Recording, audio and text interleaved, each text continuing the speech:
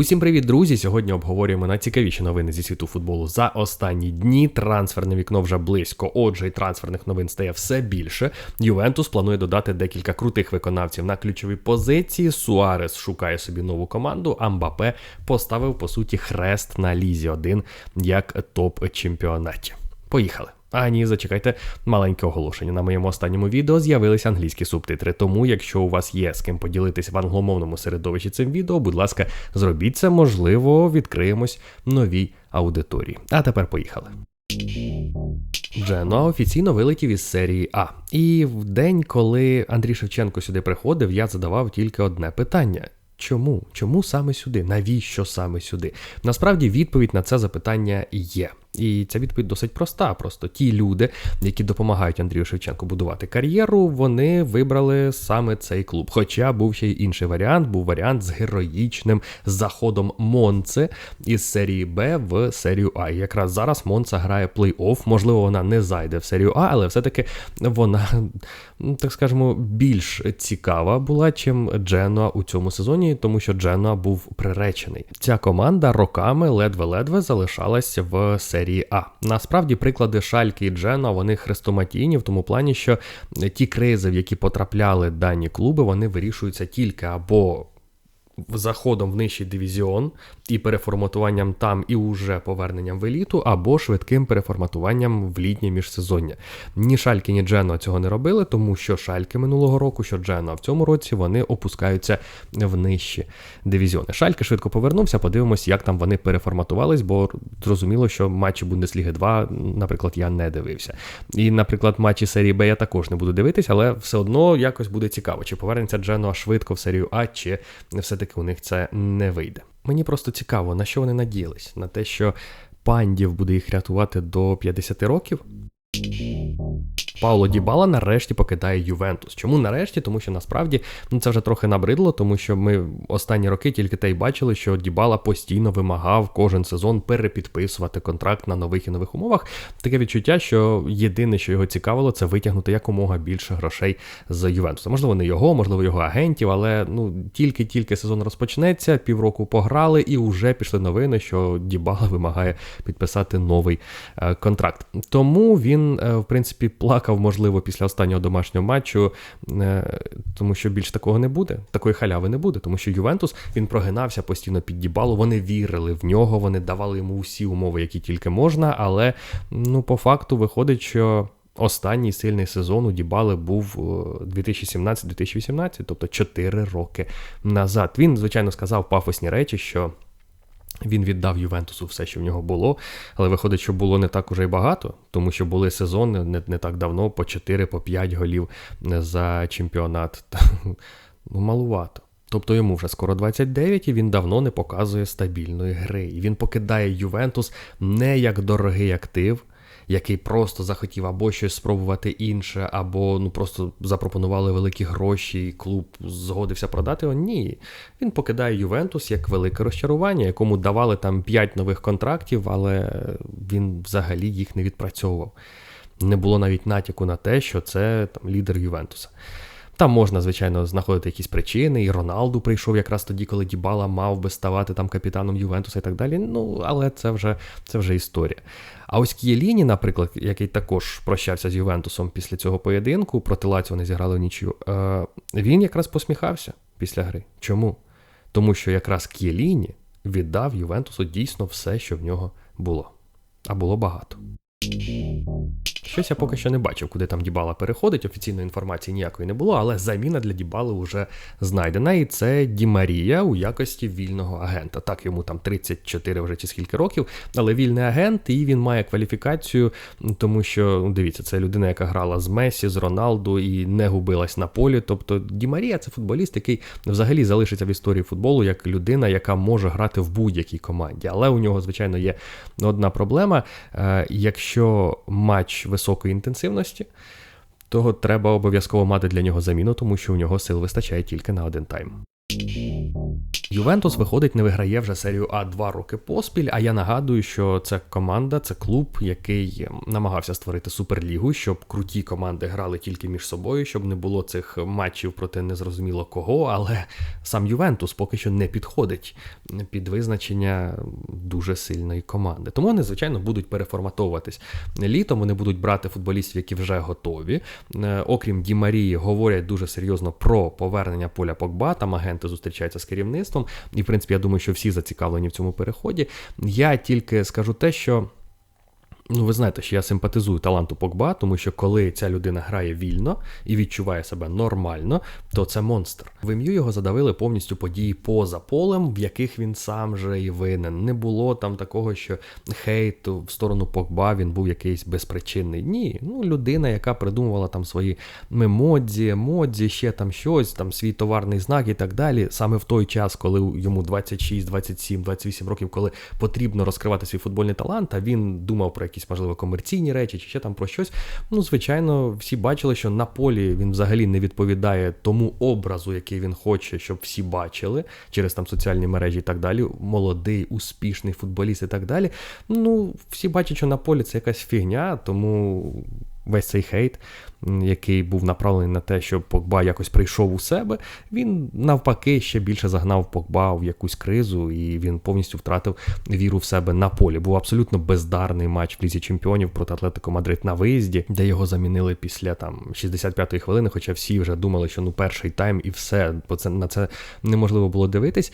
І після цього стало зрозуміло, що це кінець. Тому, в принципі, я навіть не маю сумнівів, що Погба повинен заграти в Ювентус, якщо він туди перейде, тому що йому треба змінити середовище, йому треба змінити чемпіонат, бо в Англії він посміховисько. Якби він перейшов в будь-який інший англійський клуб, він продовжив би залишатись посміховиськом для англійських фанатів, які побачили, що в найкращі свої роки він займався повною дурнею. А ось коли він перейде в Ювентус, то, в принципі, команда, яка ставить перед собою, зрозуміло, скудето на наступний сезон, бо це вже не смішно, і вже є футболісти, вже підібрані більш-менш люди в плані там Влаховича, Де Ліхт, нарешті повинен уже повністю закріпитись і почати нарешті не розмахувати руками по тих м'ячах. Плюс Погба, плюс Ді Марія, і вже якості буде достатньо, щоб боротися за скудето. Виграють, не виграють, подивимося, але в принципі якості повинно вистачити, щоб поборотись. Звичайно, там Зідан міг раніше врятувати Погба, він хотів його купити в Ювентус, але в Реал, але не склалось. Тому, виходить, що вся кар'єра Погба в МЮ – це втрачений золотий час, але ж не всім футболістам будувати ідеальні кар'єри. Ідемо далі. Дієго Сімеоне офіційно заявив, що він залишається в Атлетико разом зі своїм тренерським штабом. І що тут можна сказати? Судячи із серіалу «Бібір Партідо а Партідо», «Жити від гри до гри», який був знятий про Дієго Сімеоне, там просто культ цієї людини. І культ абсолютно заслужений. Чому? Тому що вони, тренерський штаб Атлетико, вони, в принципі, все збудували, що має Атлетико Мадрид за останні 10 років. Вони вигравали декілька чемпіонатів, вони вигравали Єврокубки, вони взагалі створили все. І якщо Атлетико Мадрид не вилетить в секунду, приводів звільняти Сімеоне, в принципі, навіть немає. Очевидно, що Атлетико не прогресує і вже, в принципі, набрид усім своєю грою. І я сам за те, щоб і клуб, і Сімеоне отримали нові виклики, але, по-перше, Інзагі в Інтері поки не провалився, тому куди ще йти Дієго Сімеоне. Якщо вибирати з тих клубів, де він грав, то це або повернення в Аргентину, що поки що не розглядається, або там Севілья, але Севілья це нижче, ніж Атлетико Мадрид, і взагалі немає. Мені здається, що в Іспанії Сімеоне не може тренувати нікого, окрім Атлетико Мадрид, після всього того, що між ними було в останні 10 років. Тому є тільки Інтер, але Інтер поки що закритий. Атлетико Мадрид не можна все-таки оцінювати як там Челсі, Манчестер Юнайтед, Ювентус, тобто це клуби, у яких уже все було, і коли приходить новий тренер, то в принципі ти чекаєш від нього повторення цього, бо інші ж змогли, тому давай якось іти. Атлетико – це інша історія. Тут 10 років назад нічого не було. Взагалі нічого. І ці люди, на чолі з Сімеоне, все це принесли. І прибрати його, коли команда продовжує виступати в Лізі Чемпіонів, заробляти, продавати дорого, купувати дорого, тобто клуб працює взагалі на відмінно, прибрати його, з якого це дива? тільки через те, що стиль гри не подобається. Ну, слухайте, футбол це... Там немає правильного стиля гри. Тому треба розуміти, що без Дієго Сімеоне Атлетико Мадрид був би Бетісом. Ну, там, звичайним Бетісом. Десь там Кубок Іспанії інколи, десь там трошки вистрелити в Лізі Європи або Лізі конференцій тепер. Але ж Атлетико Мадрид – це постійний учасник Ліги Чемпіонів. І навіть зараз, коли всім все не подобається, коли є проблеми, Атлетико Мадрид буде грати знову в Лізі Чемпіонів. Тому доки Атлетико не в стані Бетіса, я там сказав про Сегунду, то звичайно сильно, але доки Атлетико не в стані Бетіса, Сімеоне буде тут працювати скільки захоче. А ось хто покидає Атлетико Мадрид, так це Луїс Суарес. Коли його викинули з Барселони, і абсолютно справедливо, тому що він 2 міжсезоння поспіль там повертався в клуб і не нагадував професійного футболіста, там було досить багато зайвої ваги, тому давай, Луїсіто, далі якось без тебе. Ми говорили, що Сімеоне бере собі Суареса, щоб використати його злість на Барселону, і це дало просто неймовірний ефект, тому що Атлетико Мадрид знову став чемпіоном Іспанії. Це просто топ-ефект, але зрозуміло, що цей ефект він не міг триматись там більше одного сезону. Суарес і в Атлетико ж повернувся після минулого сезону, чемпіонського, повернувся в команду з зайвою вагою. Ну що ти будеш робити? Тому рішення про те, що Суарес покине Атлетико, було прийнято в листопаді. Навіть півсезону не пройшло, коли Сімеоне сказав, ну все, добре, ти там залишаєшся до літа, але гратимеш ти мало, і Суарес дійсно грає мало, забиває дуже мало. Але також важливо розуміти, що навіть там з зайвою вагою Суарес може забивати голи. Ну, на чистому відчутті, на якомусь, на футбольному багажі. Тому, в принципі, я не бачу якихось проблем в тому, щоб Суарес там забивав свої 10-15 голів в сезоні зараз. Але він хоче продовжувати грати в Європі, кажуть там, що Севілья хоче, або Інтер хоче, знову Севілья, Інтер, чомусь вони саме фігурують, щодо Сімеоне, щодо Суареса. Він хоче грати в Європі, але у світі зараз стільки голодних до гри нападників, які хочуть доводити, які хочуть гризти землю, що, в принципі, я б 10 разів подумав, чи брати Суареса 35-річного, чи все-таки ось когось десь шукати. Більше, що вони зараз з'являються, просто масово. Просто так, їх треба розгледіти, вони не забивають зараз там по 30 голів, але ж... Як був епізод із фільму про Златана, так, коли він казав, що він хоче, щоб Райола його там кудись продав, я не пам'ятаю, правда, куди. А Райола каже, так ти забиваєш мало. А Златан йому каже, так, слухай, якби я забивав багато, ти мені був би не потрібен, тому агент повинен продати тебе туди, куди ти якби ще не готовий, але... потенційно ти там можеш вистрелити. Так от, на рахунок Суареса я б 10 разів, повторюсь, подумав, навіщо вам футболіст в 35 років, який приїде літом з плюс 6 зайвої ваги. Навіщо він вам просто потрібен? Можливо, Севілья тепер хоче використати ту злість, яку Суарес буде в собі мати і на Барселону, і на Атлетико тепер, і тоді з Севілью підніме. Можливо, але мені здається, що це вже такий прийом. Якщо у Атлетико це діяло рік, і вистачило на сезон, то в Севільї це може протривати, місяця 4, а потім ви просто будете платити йому зарплату. Немаленьку. Тут вимальовується насправді більш цікавий варіант. Видання АС пише, що Ліонель Месі зіграє ще один сезон за ПСЖ, а після того купить 35% клубу Інтер Майамі, яким володіє Девід Бекхем, і там ще пограє, і начебто там він буде завершувати свою кар'єру. І от там вони з Суаресом удвох навіть з животами спокійно б збирали касу з американців. Але якщо так буде, я в це дуже не хочу вірити, але якщо так буде, це буде найбезглуздіше завершення видатної футбольної кар'єри. Навіть двох. Так, можна комфортно клеїти дурня в Майамі, але така видатна футбольна історія повинна закінчитись там, де вона починалась. В Аргентині, я це вже колись говорив, Newell's Old Boys його чекають.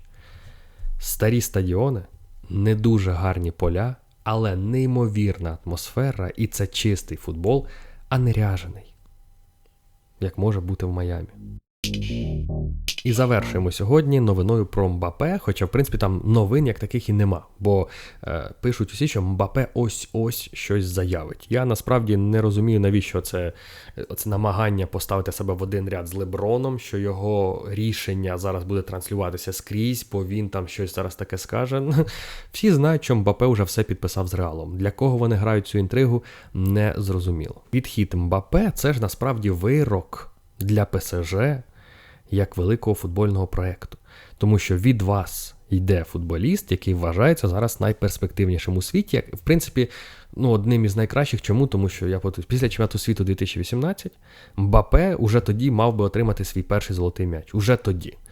Але порахували, що дуже ж він молодий. Тому цей відхід – це ще одна констатація факту, що в ПСЖ можна просто заробити багато грошей. Що приїхали робити Неймар, що приїхав Месі робити.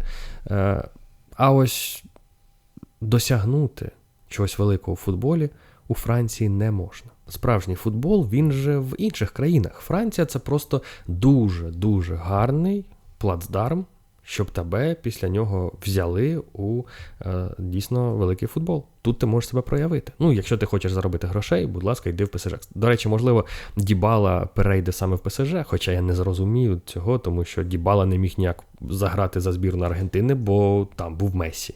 І він перейде з Ювентуса знову до Месі. Це дивно. Чи він перейде і буде знову чекати, доки там Месі піде, якщо він піде після наступного сезону. Окей. Уже 30 буде Дібалі, нагадую. Отже, Франція, втрачаючи Мбаппе, вона ще раз підтверджує, що дійсно Франція не може рахуватися топ-чемпіонатом. І навіть Ліга Чемпіонів, точніше УЄФА, які створили новий формат Ліги Чемпіонів, вони ж підтвердили це. Тому що вони виділили 4 топ-чемпіонати, не 5, тільки 4. На цьому все. Дякую за увагу. Рідко вас прошу, але не забувайте ставити лайки, будь ласка, підписуйтесь на канал, якщо ви ще не підписані, і до зустрічі у нових оглядах. І зацініть. Оце Newell's Old Boys. І як таке можна проміняти на видатне футбольне місто Майами.